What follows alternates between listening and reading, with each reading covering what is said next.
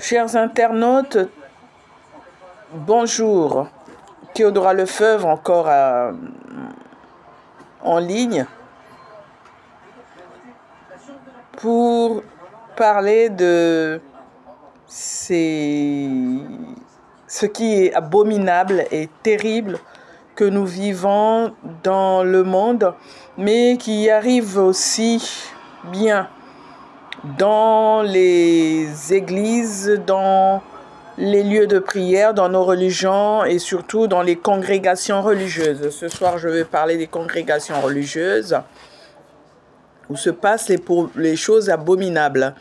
Donc, quand vous vivez avec des gens qui sont sorciers, qui vont voir les magiciens, les marabouts, les féticheurs, les sorciers, les chamans, toutes sortes de sectes pour leur faire du travail, comme ils disent, leur faire du fétichisme, de la sorcellerie, de la magie, pour qu'ils soient nommés, pour qu'ils obtiennent des promotions, comme ils disent, pour qu'ils obtiennent des postes plus haut gradés. Faites très attention. Ce phénomène-là, ce courant-là, est véhiculé dans beaucoup de nos générations, de familles, de personnes, de lieux et d'endroits, sous le prétexte que si je suis franc-maçon, si je suis Rose-Croix, si je suis Illuminati, ou si je suis dans une secte bouddhiste, ou que sais-je d'autre, ils vont tout faire pour que je sois nommé, pour que je sois, comme on appelle, au plus haut gradé, ou pour que j'ai tous les avantages et toutes les promotions possibles et inimaginables. Certes, on peut avoir certaines promotions, mais ça ne vaut pas ce que nous donne Dieu. Ce que donne le diable, c'est passager. Ce que donne Dieu, c'est à foison. Et c'est ça. Comment je pourrais le dire? C'est pas de parler de l'ordre de l'éternité seulement, mais c'est durable et c'est visible. Et ça a une autre note. Ça a une note de sérénité, de paix. Tu n'es pas déglingué, tu n'es pas abîmé, tu n'es pas détruit.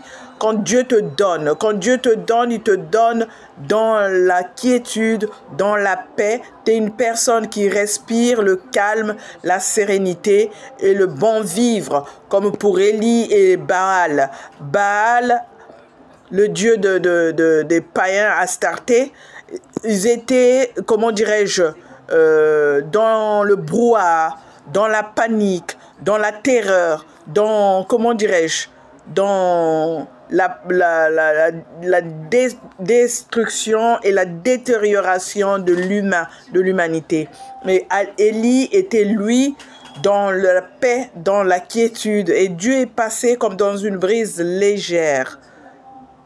Dieu parle autant dans le calme, le silence, qui peut parler quand il le veut. Comme Moïse dans le buisson ardent, il entendait tonner. Et ce que je veux dire aujourd'hui, c'est que je parle de mon expérience toujours, puisque c'est du concret, c'est du palpable, du tangible, du touchable, comme on dit. C'est voyant, c'est visible, si je peux dire les deux adjectifs, voyant, visible et touchable. Voilà, j'ai vécu avec des démons, des diables dans une congrégation religieuse, dans un couvent. Si bien que les pratiques qui étaient faites étaient même connues de certaines, mais qui prenaient ça pour de la magie. Comment veux-tu venir mélanger la magie avec la prière, la magie avec le nom de Dieu? Ça ne se fait jamais. C'est de la simonie. On ne peut pas échanger les dons de Dieu contre la magie, contre le mensonge, contre l'adultère, contre le satanisme, tout ce qui est lesbien. Dans l'église ou dans les communautés religieuses, on sait que Dieu a détesté cela. On ne peut pas ramener ça là, dans l'église, dans les communautés religieuses. Si on ramène ça là, ça veut dire qu'on ramène du Sodome et Gomorrhe, on ramène de la pétaudière, on ramène de la pagaille dans les couvents.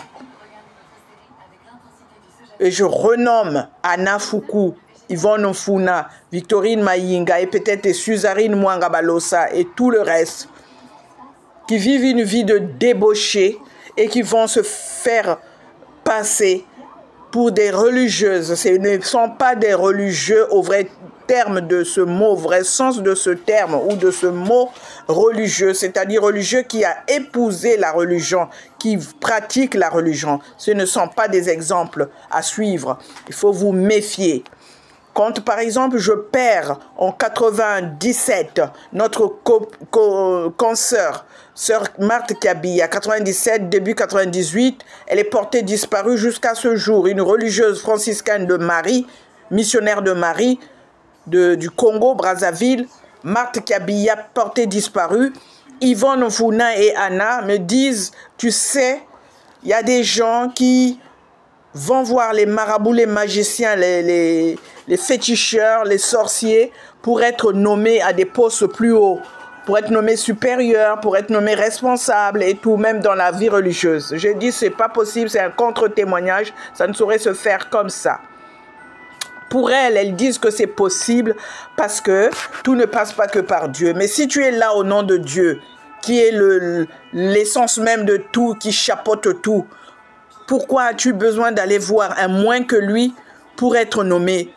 Les obédiences, comme on dit, les missions, les missions que nous donnent, que donnent les supérieurs dans la vie religieuse, ça doit être inspiré par le Saint-Esprit et non nommé au feeling ou par piston ou parce que j'ai été voir les féticheurs, les marabouts, qu'on doit me nommer. Ça serait de l'humain, qui n'est autre que suivre ses instincts et qui peut conduire à la dérive sectaire.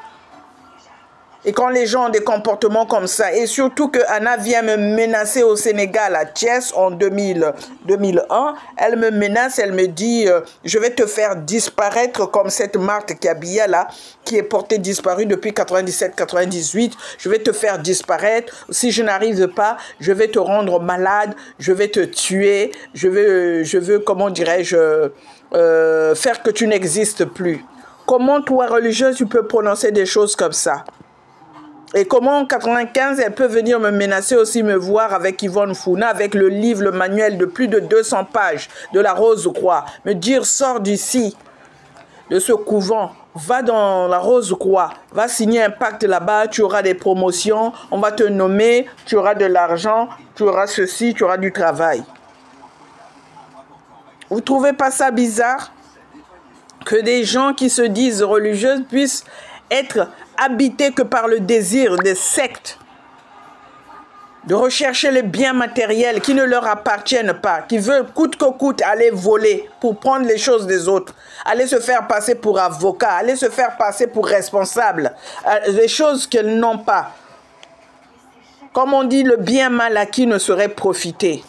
Ils sont là à crier derrière les hommes politiques. Ils nous divisent pour mieux régner. Ils veulent devenir bien mal acquis, machin et tout. Mais vous, vous ne faites pas mieux. Vous faites pire.